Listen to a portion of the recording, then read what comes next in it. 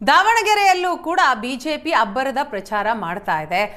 ರಣಕಣದಲ್ಲಿ ಮಾತಿನ ಯುದ್ಧ ರಂಗೇರ್ತಾ ಇದೆ. ಹಣ ಕೊಟ್ಟು ಜನ ಸೇರಿಸಿ ಎಲ್ಲಾ ಕಡೆ ಭಾಷಣ ಮಾಡ್ತಾ ಇದ್ದಾರೆ. ದಾವಣಗೆರೆಯಲ್ಲಿ ಸಿದ್ದರಾಮಯ್ಯ ವಿರುದ್ಧ ಛಲವಾದಿ ಆಕ್ರೋಶ ವ್ಯಕ್ತಪಡಿಸಿರೋ ಮಾತುಗಳಿವೆ. ಜಮೀರ್ ಕಾಲ್ ಹಿಡಿದು ದಾವಣಗೆರೆಗೆ ಕರೆದು ತಂದಿದ್ದಾರೆ. ಸಚಿವ ಮಲ್ಲಿಕಾರ್ಜುನ್ ಯಾವ ಮಟ್ಟಕ್ಕೆ ಬಂದಿದ್ದಾರೆ ಅಂತಂದ್ರೆ, ಓಟಿಗಾಗಿ ಕಬಾಬ್ ತಿನ್ನಿಸೋದು ಯಾರಿಗಾದರೂ ನೋಡಿದ್ದೀರಾ ಅಂತ ಪ್ರಶ್ನೆ ಮಾಡ್ತಾರೆ ಛಲವಾದಿ ನಾರಾಯಣ ಸ್ವಾಮಿ. ಅಹಿಂದ ಜಪ ಮಾಡತಕ್ಕಂತ ಸಿದ್ದರಾಮಯ್ಯನವರು ದಾವಣಗೆರೆಗೆ ಬಂದಾಗ ಅಹಿಂದ ಓಟ್ ಹಾಕ್ಬೇಡಿ ಅಂತಾರೆ. ದಾವಣಗೆರೆಗೆ ಬಂದ ತಕ್ಷಣ ಅಹಿಂದ ಅಭ್ಯರ್ಥಿಗೆ ಓಟ್ ಹಾಕ್ಬೇಡಿ, ಅದೇ ಬಾಗಲಕೋಟೆಗೆ ಹೋದ್ರೆ ಅಹಿಂದ ಓಟ್ ಹಾಕಿ ಅಂತ. ಇದು ಎಂತ ನೀತಿ ಅಲ್ಲ ಈ ಮಾನ್ಯ ಮುಖ್ಯಮಂತ್ರಿಗಳು ಹಳ್ಳಿಗೆ ಹೋಗ್ಬೇಕಾದ್ರೆ ಜನನೇ ಸೇರ್ತಾ ಇಲ್ಲ.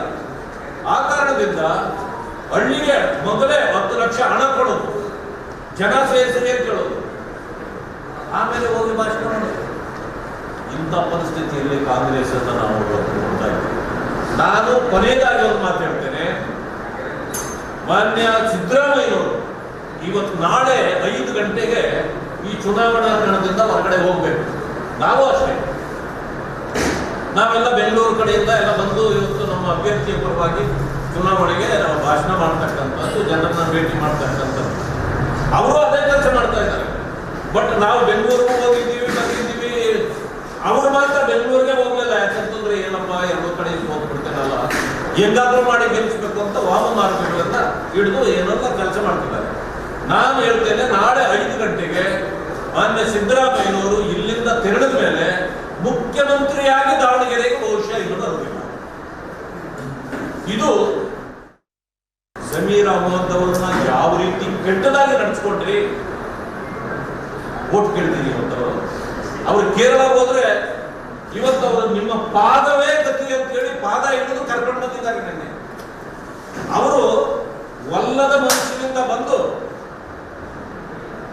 ಅರ್ಧ ಗಂಟೆ ಕುಳಿತು ಊಟ ಮಾಡಿ ಹೊರಟೋಗಿದ್ದಾರೆ.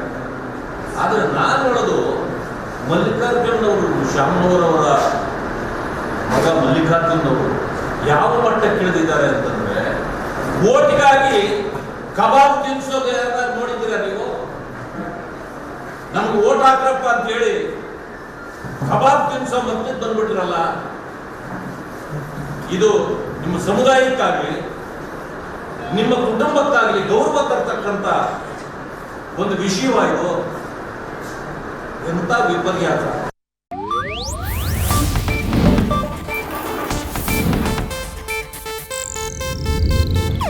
ಇದು ಏಷ್ಯಾನೆಟ್ ನ್ಯೂಸ್ ನೆಟ್ವರ್ಕ್ ಪ್ರಸ್ತುತಿ.